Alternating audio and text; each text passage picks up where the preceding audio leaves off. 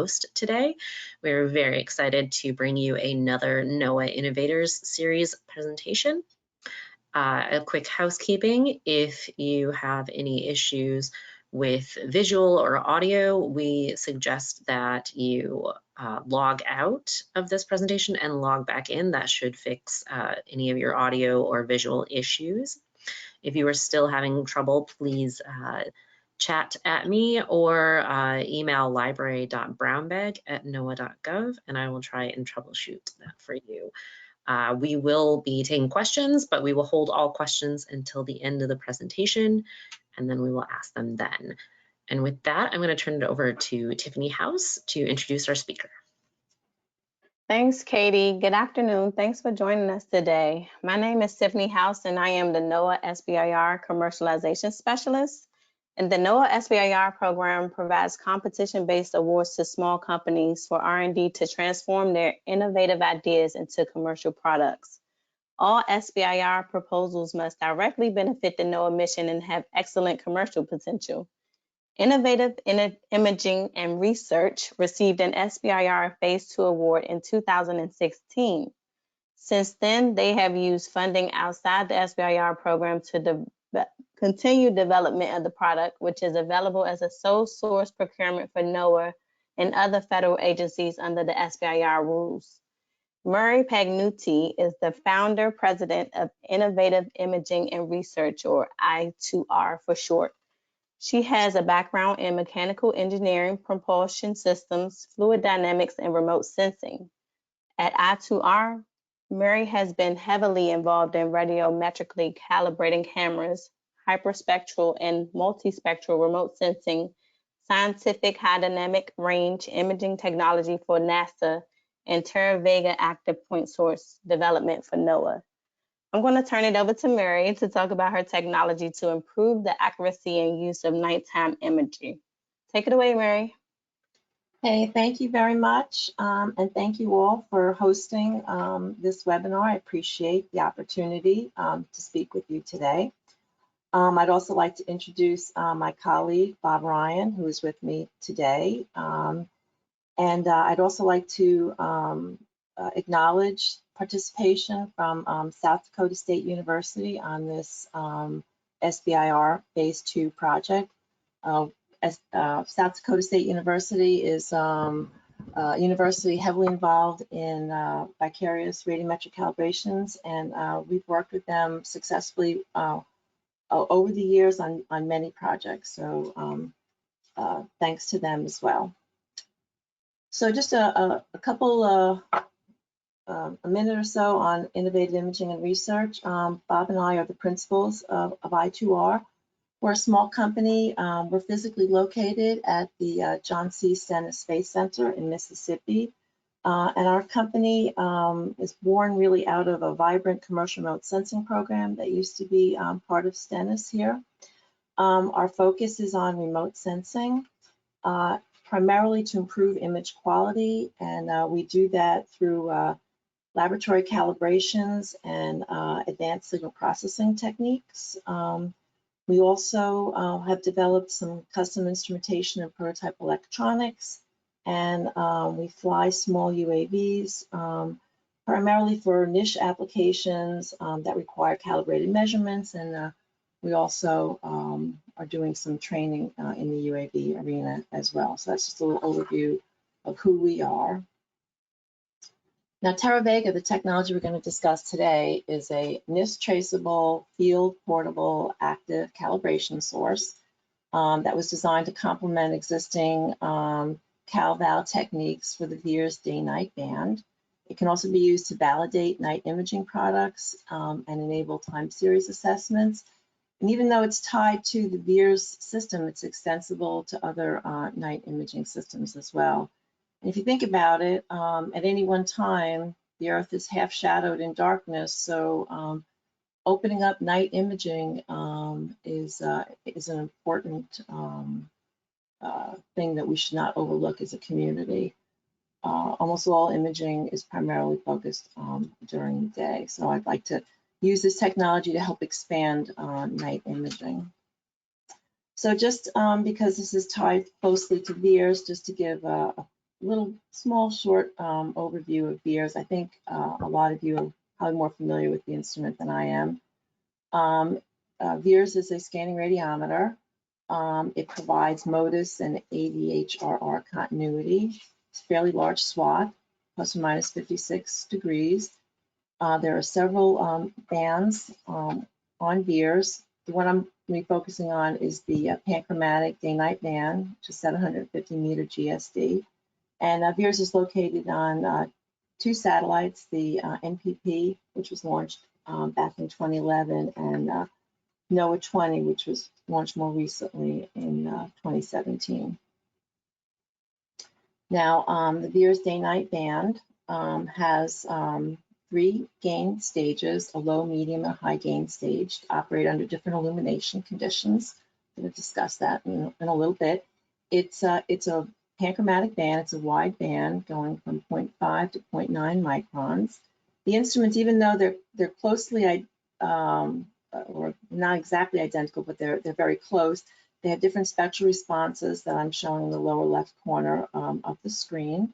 You can see that it's very similar with cut-on and cut-off frequencies, but slightly different shape, and that becomes important upon calibration. It's a system that's capable of imaging down to 3 × 10⁻⁹ watts per centimeter square per steradian, so it's a very sensitive instrument. The accuracy was specified to be within 30%. This is the high gain stage, but actually the stated calibration is much tighter. It's closer to 15%. Okay, so just a little bit about the very high dynamic range capability of VIIRS. You can see here the different gain stages, the low, medium, and high gain stages. Low gain stage would be operated under sunlit conditions as high as solar noon down to dusk, where the medium would be more of the lower light, as the sun is beginning to set and you're starting to go into dusk.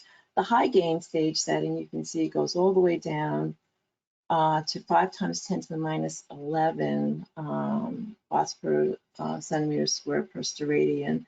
So it far exceeds, it's so sensitive, the L-min that it was originally stated to be able to acquire imagery at. So, moonless conditions, you can see, are closer to what L-min might be. And this dynamic range is on the order of 7 orders of magnitude, so it's pretty substantial. It's a fairly phenomenal instrument when it comes to dynamic range. So the DayNight Band high gain stage, the applications are more point source applications. They're man-made lights that are visible in the night sky. Different applications include emergency response, search and rescue, monitoring power usage, which is also a way of measuring human activity and determining what the socioeconomic conditions of an area might be at the time. Can be used for nighttime atmospheric monitoring and light pollution studies. So the VIIRS image on the right here, you can see this is the western coast of the US. Down here is the Baja Peninsula, and you can see the lights of Los Angeles here, and with a moonlit condition. So if you look at the image on the left here, now you can still see, make out the Baja Peninsula. You can still see LA, the lights of LA, but it's much darker. This is under a moonless night. And the scales on these two images are off by an order of magnitude. So just to give you an idea of what the conditions are compared to a moonlit and a moonless condition. But a more recent application that's probably a little nearer and dearer to our heart involves the coronavirus. So this is a shot of Wuhan, January 19th, just before the economy shut down in China. And you can see cities here, and you could see roadways And if I flip back and forth between that and February 4th, 16 days later, you can see the economic impact of the virus. The roads are all dark. The cities are a little less, not terribly less, but it is a very drastic difference in conditions that you can see here, and it says a lot about what was going on in the country at the time. But still, right now, I'm showing you something that's a visual interpretation, and it's not anything quantitative. Okay, so now if we start thinking about night imaging and problems that are associated with night imaging. So right now with the VIIRS DayNight Band, high gain stage, there's less confidence in the calibration of the high gain stage. So the low gain stage uses a solar diffuser located on the spacecraft to gain its calibration information. And then the mid gain stage operates alongside the low gain stage during terminator collections, and there's a transfer of calibration from the low gain stage to the medium gain stage. The high gain stage then operates coincident with the medium gain stage, and so there's another transfer of calibration. So it's a double hop transfer of calibration to get from the solar diffuser down to the high gain stage.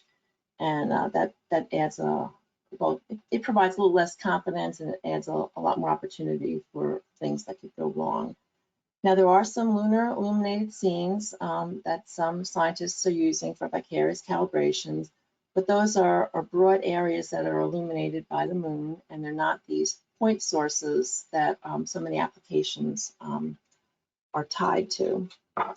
So that's one issue, is the calibration of the high gain stage. And so another challenge to night imaging problems, which is global in nature, is that time series and change detection quality depends on several things.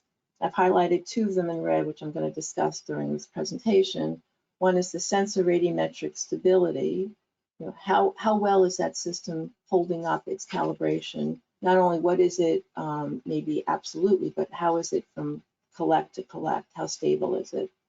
Knowledge of the atmospheric conditions at the time of overpass is also critical. Something from space has to see through the atmosphere, and there's a lot of confounding things that happen going through the atmosphere down to the ground to determine what's going on in the ground. And there are also other things like artificial light source characteristics, lunar illumination. There's things like BRDF correction, stray light. Those things I'm not going to focus on for this discussion. But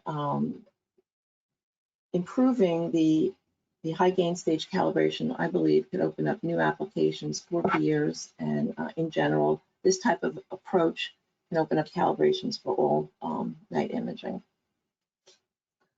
So just to talk for a second about time series, here's another VIIRS image that was acquired back in 2018. You can see the Florida Peninsula here, Orlando, Atlanta. Now, if you come over to this red rectangle here, that's my neck of the woods. That's southern Mississippi. So if I blow that up, that looks more like this area. For anyone that's interested, this is Stennis Space Center right here. I'll talk about that later. But this is a town of Slidell right here in this red square. There are about 30,000 folks in the town, so it's a small town. And so what I want to show you is the variation in imaging acquired over Slidell with nightly VIIRS collects that were taken in July for the entire month. So this is an 11 by 11 pixel image centered over Slidell. So if I can play this for you, I want you to note the variation from collect to collect. It's huge. It's completely dark. You can see brighter areas. In general, it's brighter across here, but not always. And there's a lot going on in that small 11 by 11 pixel area over Slidell during the month. It's not a straightforward, consistent signal that you're getting by any stretch of the imagination. Now, some of the variation is due to cloud cover. Some of it may be due to instrument instability. We don't know. Some of it may be due to actual things that are going on the ground. So if I take this 11 by 11 pixel area and I integrate it to see what it would look like as a collective area, and I plot it over time for the month, you can see it just fluctuates up and down all over the place. And from that, I would say it would be very difficult, and I would claim impossible, to identify what changes are due to things that are going on the ground versus what's going on the spacecraft or what's going on atmospherically in that window. Now, over longer periods of time, I think you can get some trends that you can set up, but over short periods of time, like this 30-day period, I think you'd be hard pressed to make a claim as to something that you're trying to pull out a small signal and something that's a very, very noisy set of conditions.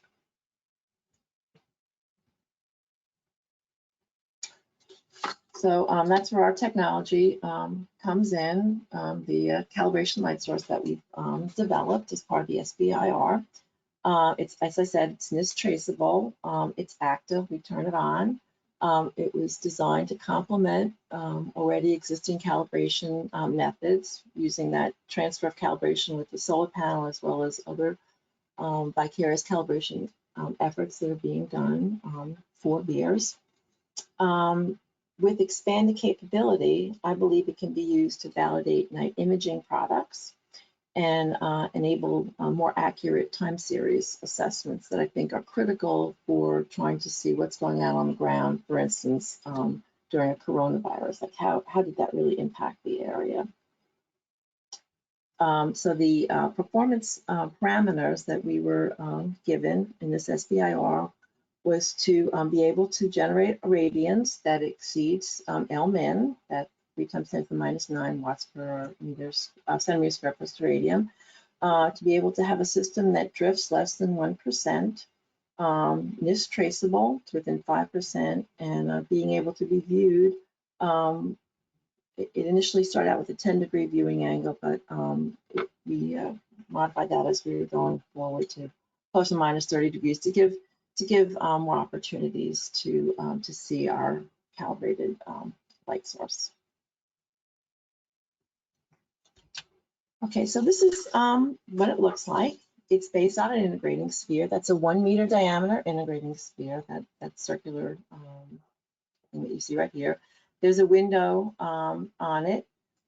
It's powered by 4 1 kilowatt high pressure sodium lamps. Extremely bright, somewhat interesting working with this. They're baffled, so they can't be seen directly through the window. The system is monitored with a spectrometer, this calibrated spectrometer. It's all controlled through a handful of Raspberry Pi computers that perform different functions. It's an automated system, which by the way, was extremely important. VIIRS crosses over at about 3 in the morning, typically local time, so you really don't want to be out there operating the system. So this was remotely operated through computers, and we had hooked up as we were running it with cell modems. There's a series of sensors within this enclosed environment that houses the sphere to monitor humidity, temperature, and pressure. We set it up so that it runs on outside power. It could be run with other batteries and solar panels, but this go around we kept it to wall current, and I'll show you that in a minute. We have a shutter at the top that opens up to expose the light only during times of overpass. Anyone that's been outside in dark, secluded areas understands that bugs can be a big issue. So here's the lamp that you see on the upper right, what it looks like, and there's 4 of them. Here's one that was placed underneath a baffle that we were testing. And you can see the test set up here where we have our spectrometer fiber coming in, measuring the radiance within the sphere, and you can see the light. It's nowhere near turned on full on that shot, just FYI. Okay, so it takes a while for the high pressure sodium lamps to warm up. So we were monitoring that to see if it was repeatable, and indeed it is. It takes about, this is about 2 minutes right here. This test ran out to about 4.5 minutes, but in operation, we don't actually start acquiring data until the system warms up for about 8 minutes. So we tested that to make sure that that was a repeatable.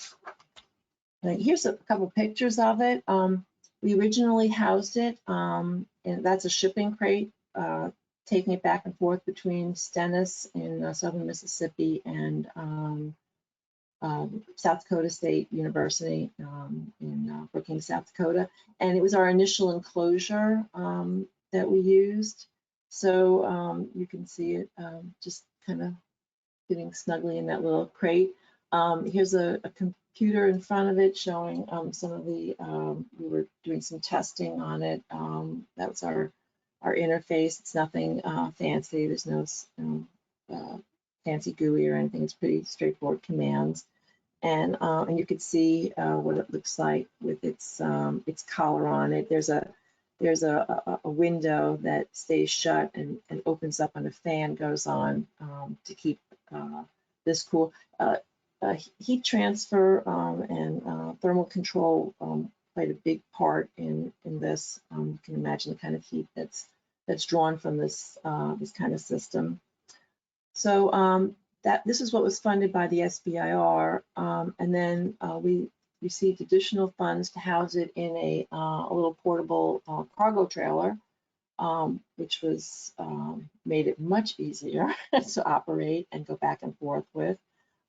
We made several modifications to that trailer to accept the sphere and some other components. Here it is out being fielded, and you can see the light coming out from it at night.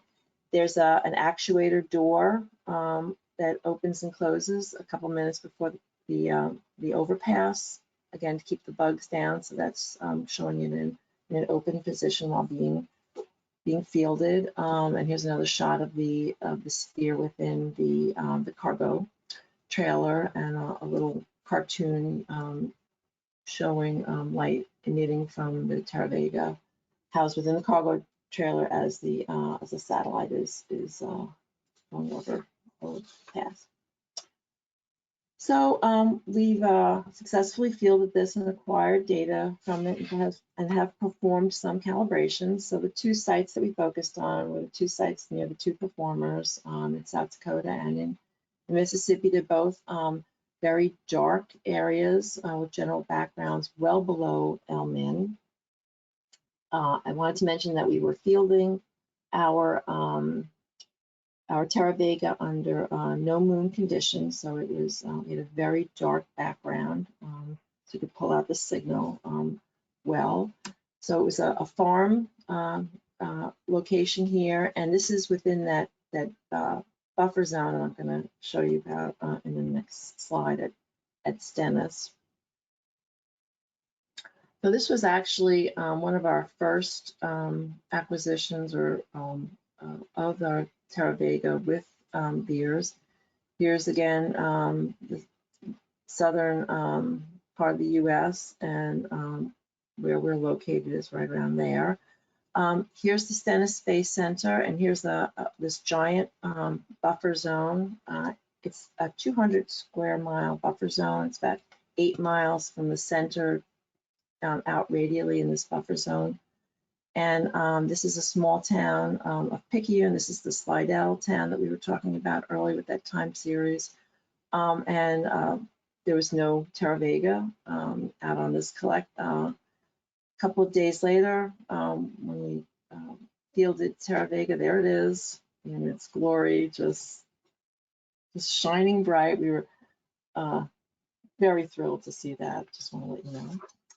Okay, so that was our proof of concept. It's working kind of a thing. Okay, so so other than seeing it, how do we go forward from there? So what we'll do is we'll perform a calibration by comparing VIIRS measured target radiance that you could just see on that previous image to what we believe it should see based on our estimates from what we know to be producing through our Terra Vega and the atmospheric component between Terra Vega and VIIRS. So the ground truth components, obviously, that make up that that estimate is our source, and it's also an estimate of the atmosphere. And a known shortcoming of this setup is the fact that there is no night aerosol monitoring capability included in Terra Vega. So what we've done is we've taken a nearby AeroNet site, and we've taken measurements the day before and the day after when we would field the instrument, and assuming that there were no major transients occurring during the day before and the day after, we took those AeroNet measurements and we averaged them, and we used that in our ModTran modeled atmosphere. And I'll go into that in a little bit later. So we're taking it, right now we're fielding this only on moonless nights with no transient atmospheric events occurring on either side of an overpass. Okay, so to look at how we calculate the VIIRS measured radiance, we identify that target pixel, and it's illuminating more than one pixel. So we'll take a 3x3 pixel area around the target and extract that. And then we'll take the 16 pixels that surround that 3x3 and we'll average that, and we'll call that our background radiance. So we can subtract that from the source. And then we just subtract the background from each target pixel, and we sum them up over that 3x3 area, and that's our target radiance as seen by VIIRS. And just to show you a spectra, I haven't done that yet, of what high pressure sodium lights look like. There is one, actually there's a tremendous amount of averaging that occurs. For the operation, from an operational perspective, 8 minutes prior to the overpass, the lights turn on to start warming up. About 2 minutes before the overpass, that protective cover opens up, exposing the light. We start taking measurements of the sphere every 30 seconds, or every 5 seconds, sorry, from 30 seconds prior to overpass to 30 seconds following overpass. There's 13 spectra there. Each spectra has 950 spectra taken at 1.05 millisecond exposure. So there's a tremendous amount of averaging that occurs to get a high signal to noise estimate. So here is one typical spectra that we've taken over one of those passes. And then just to give you an idea of the stability, that was one of the requirements on the SBIR. What we did was we measured our radiance from the Terra Vega instrument over a 1 month period, following the the spectra collection as I described, but integrating that over the spectral response measurements of VIIRS. I showed you that plot with the two NPP and NOAA 20. And these are the integrated in-band radiances that we were believe that we were producing with Terra Vega, normalized to 1, normalized to the average. So you can see we're in general, we're plus or minus about 0.4%. There's a couple of outliers here and here. So I think that we're well within the 1% range that we were spec'd for. But if you take the mean and standard deviation of that mean would be 0.003. So we feel really good about the stability of our light source. And I'll just say that. Okay, so then the in-band radiance that we generate with Terra Vega, okay, we've now taken that radiance that I showed you, on that surface. And now I have to combine that with a modeled atmosphere. So to model that atmosphere, we take those aerosol measurements at the nearby Aeronet station, which I told you that we take a day before and a day after, and we average those two. And then we run a series of Modtran measurements. Modtran is a radiative transfer code, and we vary visibility, water vapor, ozone, and model atmospheres depending on whether we were fielding this at Stennis or at South Dakota, and what season we were at. It would either be a mid-latitude winter, that's MLW, or mid-latitude summer model atmosphere. So then out of those series of Modtran measurements, we do a least squares. We take a least squares approach to spectrally best match the Aeronet measurements that we have to come up with our modeled Modtran atmosphere. As I said before, this method is only valid when there are no transient events. So here's our results. NOAA 20 instrument. We have three collects that we acquired during the period of the SBIR. And our mean, when we compare it to VIIRS measured radiance, is within a 1%, which I think is wonderful. It's phenomenal. And the NPP, Swami NPP, there's a little bit more variation there, but still I believe we have excellent agreement with what the VIIRS calibration is showing. And there's a paper I point everyone to if you're interested. It goes through a lot more of the detail of how we performed our calibration and some of the results and findings, and also that's fairly well documented right now in the literature.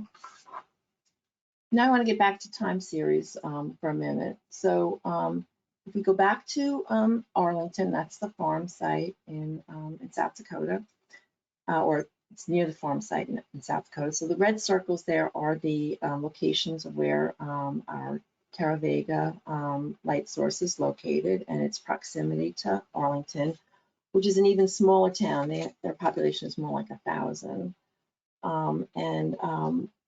What I want to do is show you that if you use information that you gain by fielding the Terra Vega light source, you can then transition that or transfer that to Arlington if you assume the atmosphere is the same over the light source as it is to what it is you're trying to measure. So that would be important in something like this. So in this method, I know what my ground radiance is, and I know what VIIRS is measured, and from that I can infer what the atmosphere is over my site. And then I transfer that atmosphere to the town of Arlington. I'll say it's the same atmosphere. And then from that, I can look to see what's going on in the ground in Arlington, and compare that to, or show that what you can see with that versus if you didn't make that atmospheric adjustment based on some known Terra Vega measurements nearby. Okay, so on this set of plots are both top of atmosphere radiance, so it's what's being seen by VIIRS. The top plot shows the Terra Vega farm site, and you can see for this several month period going from through July through the end of October, there are sometimes where it's very dark, that farm site, sometimes where it's bright. Where you see red circles around those blue dots, the calibration source is on, so that's why the farm site is bright. But you'll notice that they're not all bright points are due to the calibration light being on. For instance, this blue dot here, that's probably the moon is out, and it's illuminating that area more than the light source. But it's not always dark. There's quite a bit of fluctuation. Okay, so now I look at the same dates in the nearby town of Arlington, and again, just like before with Slidell, there's a lot of up and down. It's not consistent. I've highlighted in red dates that the source is on. It doesn't mean that the source is in the town of Arlington. I'm just trying to point out the fact that those are dates that correspond to dates that I have the red circles on in the plot above. So you can see there's an awful lot of variation in the town, not unexpected. Okay, so now if I pull out the atmosphere from the VIIRS measurements using information known about the Terra Vega, I can normalize and show what the Terra Vega is looking like, on the ground. This is now surface radiance. So I've taken out the atmosphere and I'm showing, and this again, it should not be a surprise. We've shown tremendous stability from collects day to day with the Terra Vega system. And when I transfer that atmosphere to the town of Arlington, now the red dots that I was showing you before have now been corrected now to look more like this. And I'll flip to a different figure to show you what the variation differences are. But these are much more in line with each other than just the top of atmosphere radiance. You can see here we've got a cluster of them that are fairly low that come back up again as an example. So just blowing that up, and this plot here, these are just the points in Arlington before and after we've corrected their radiance using information with Terra Vega, and the difference is the 95% confidence interval went from the blue dotted lines here to here, and they tightened up 30% to the red dashed lines. So we've taken out about 30% of the instability by doing something like that.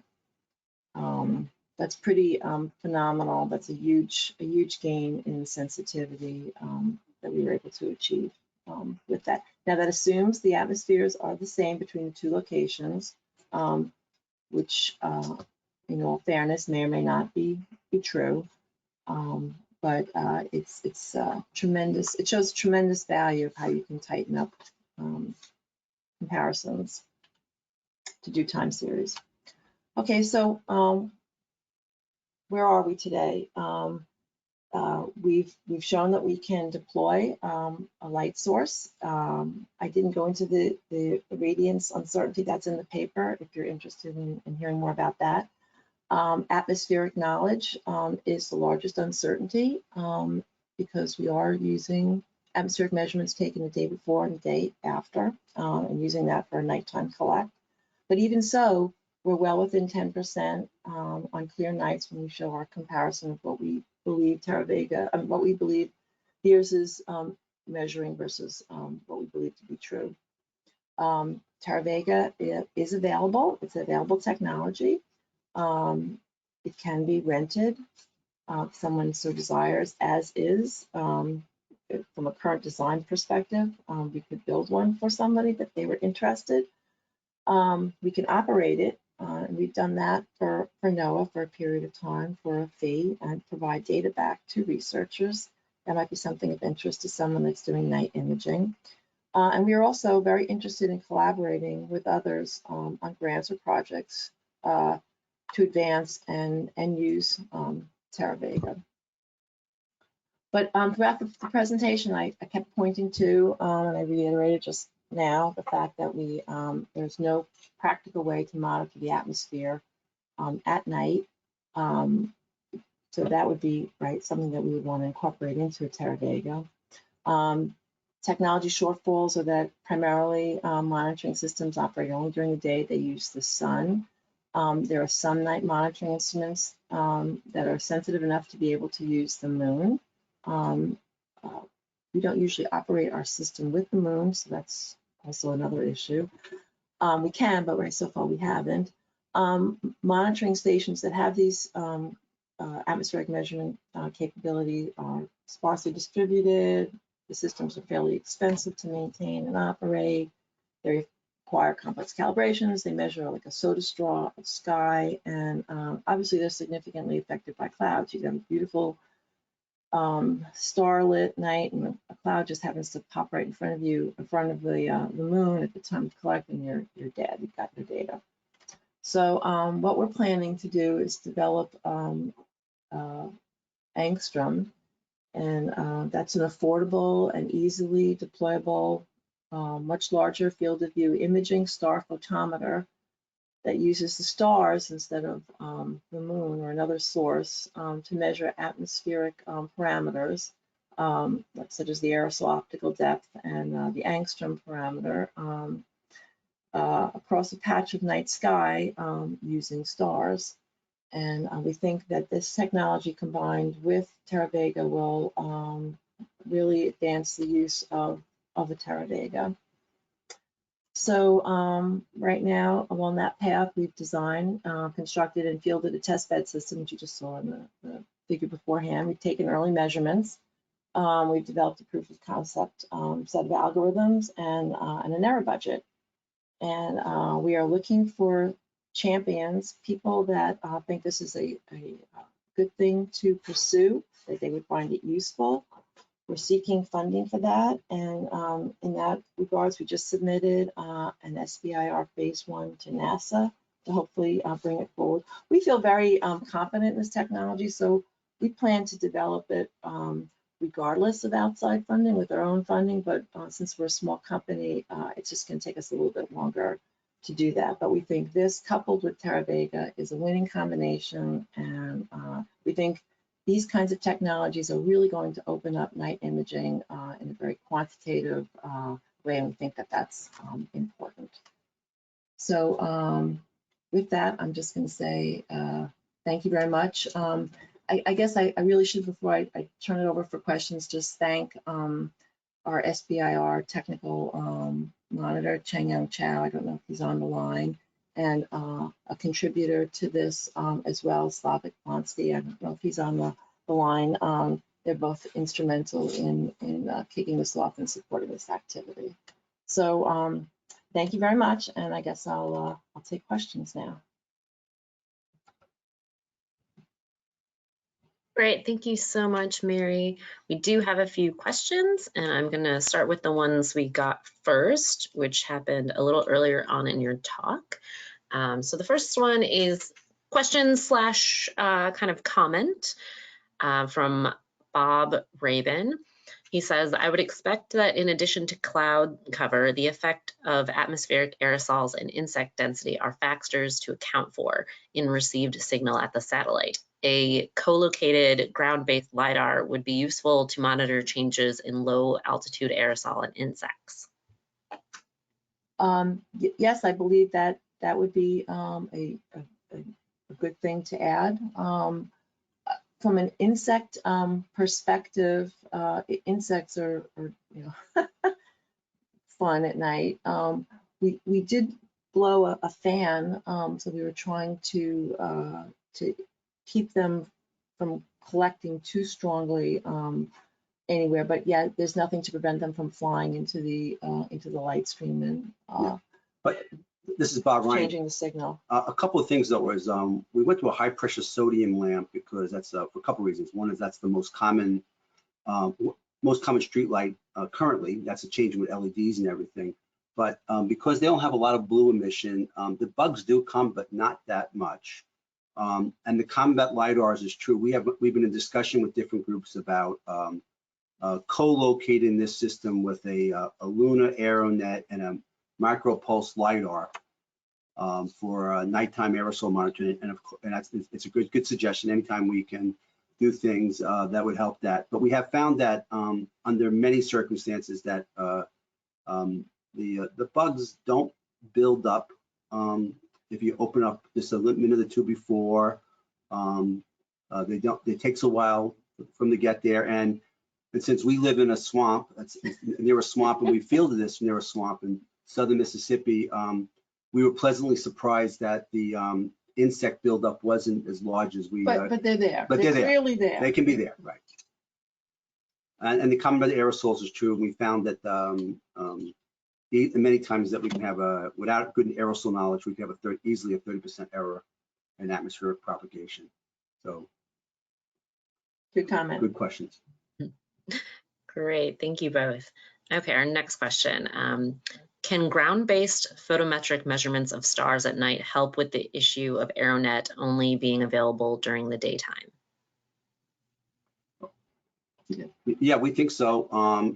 We have used star cameras just in a general sense. Doing photometry is where we're going. That's obviously where you want to, because that will allow you to derive an aerosol optical thickness and an angstrom parameter or size distribution of the aerosols. But even just a good high sensitivity camera looking at the sky and looking at the sharpness of the stars and how many stars we can see gives you a good indication of performance. We found that we get excellent results when you can either with a sky camera or a human being can see the Milky Way very easily.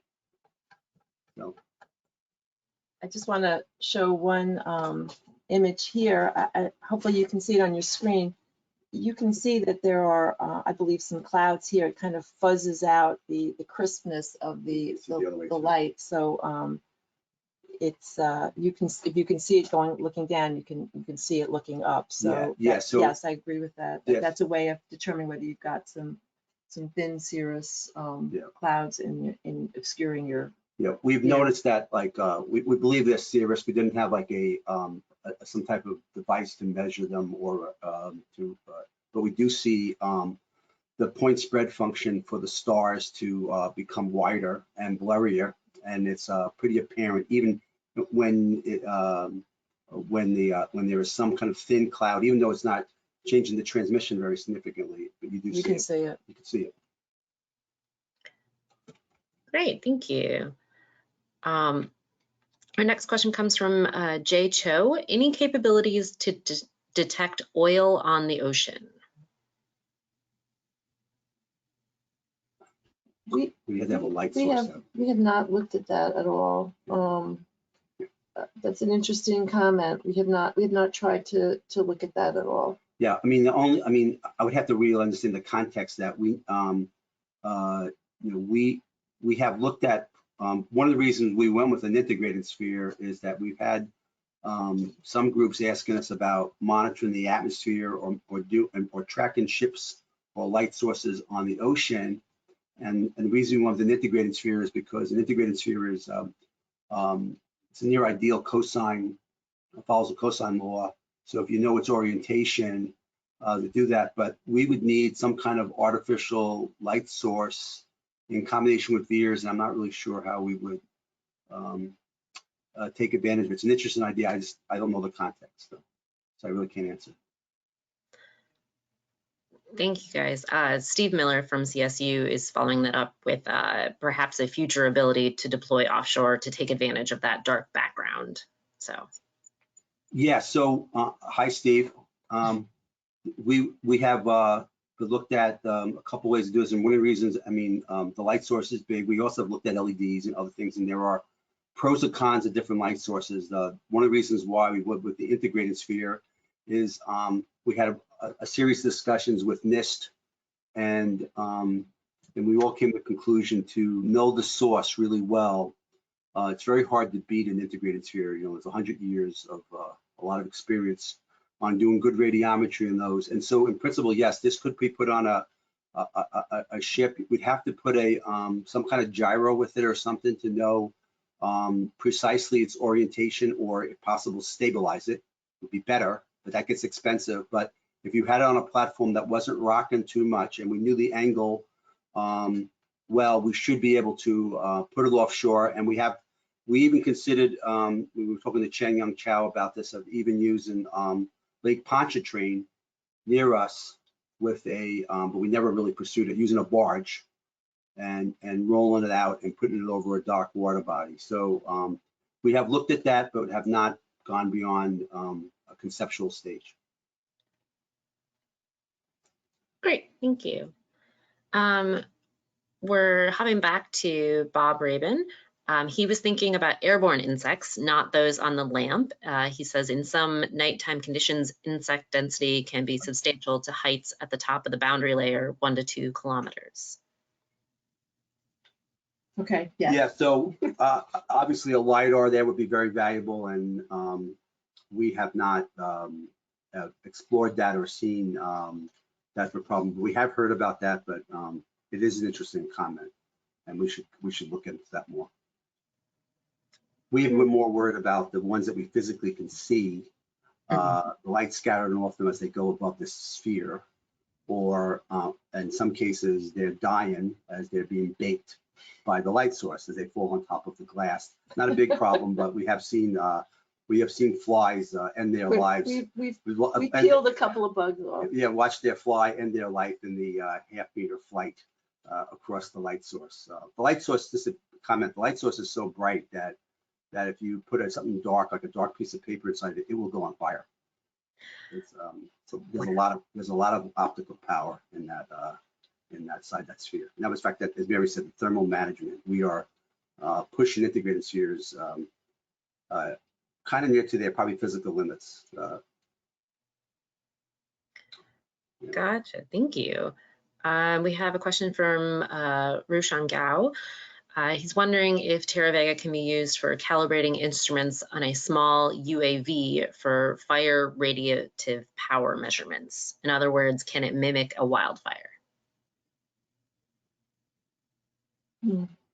I'm not sure. We have to think about that. The Spectra is not what we'd expect from a wildfire because we're using high pressure sodium lamp.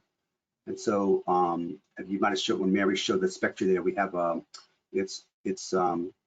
the Spectra is dominated by the atomic emission properties of sodium and in a pressure broadened state. So it's not like a black body emitter or like a traditional black body emitter or a I will make one little comment. There probably could be some exceptions to that, but a black body from a fire. But fires do have alkali metal emissions. So that if you have salts like sodium chloride or potassium chloride, you might notice over here. I don't know if I can draw it. Like that little feature there, that's potassium. That's not sodium. That's an impurity. But these emissions are associated with sodium. And those who are familiar with atomic spectroscopy, these are the classic high school chemistry salt emissions. When you put yellow, like a yellow fire in high school, and you put salt into a fire, that's atomic orbital elements with 3s to 3p transition in sodium. There's absorption features because the sodium becomes so dense that it starts becoming self-absorbent. So the Spectra is not the same, but you could have narrow features like this in a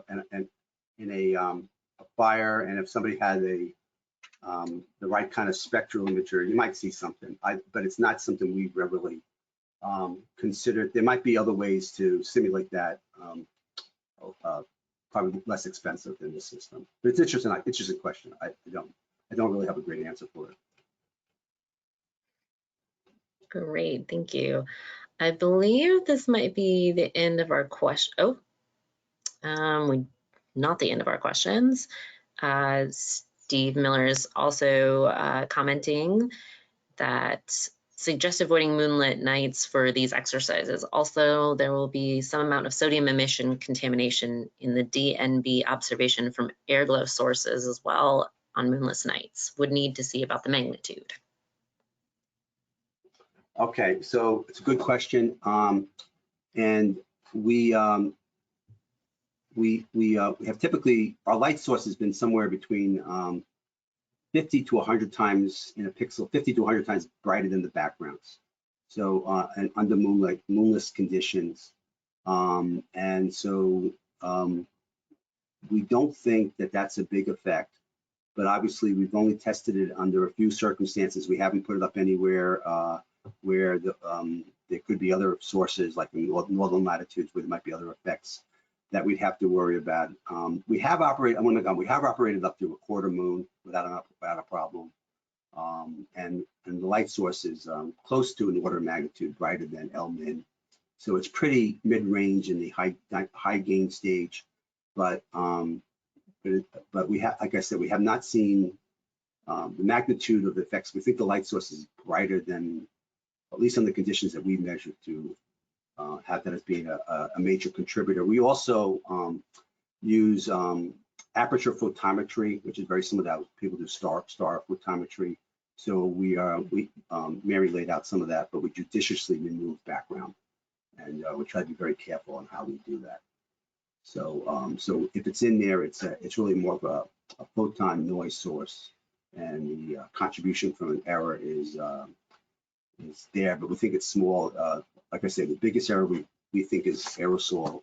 Right now, we believe our biggest errors are knowledge of aerosol with propagation to space. But a good question. Great, thank you. I think that's the end of our questions. Stephen Albers did note that this was a good name for Terra Vega, since Vega is often used as a brightness standard. And I personally wanted to know, is that why you named it such? Yes, yes, we did. Good catch. Yeah, we use those who are familiar with Vega. Vega is like the photometric reference star, and we went back and forth, and we decided to call it. It's the Earth-based reference star. Yeah, so I was calling it Vega, and Mary fixed it, so it became the ground-based Vega. But if I could just make one last closing comment. Like I said, we are looking for champions and partners or people that think this would be an interesting technology. So you could let us know if that's something that you think would be valuable, or you'd like to partner with us in any way to go forward for opportunities to advance either one, Terra Vega or Angstrom. We would welcome the participation and support, and anyone is interested in even championing this through NOAA, that would be great. We would be certainly interested in anything like that. So if you could let me know either directly or through the, I guess the Excel spreadsheet that is. Yeah, the chat or the question panel, if you wanted to, if our attendees wanted to pop a affirmative in there, we can pass that information on. Thank you so much. Last question, Mary, will you make these slides available? Would you like to share them with our Sure, attendees? I can, yes. Great, thank you so much. And I believe that concludes our presentation. Thank you all for attending today. And this has been recorded and will be placed on the library's YouTube channel if you have colleagues that you would like to direct this to afterwards. Thank you, everyone. Thank you. Thank you.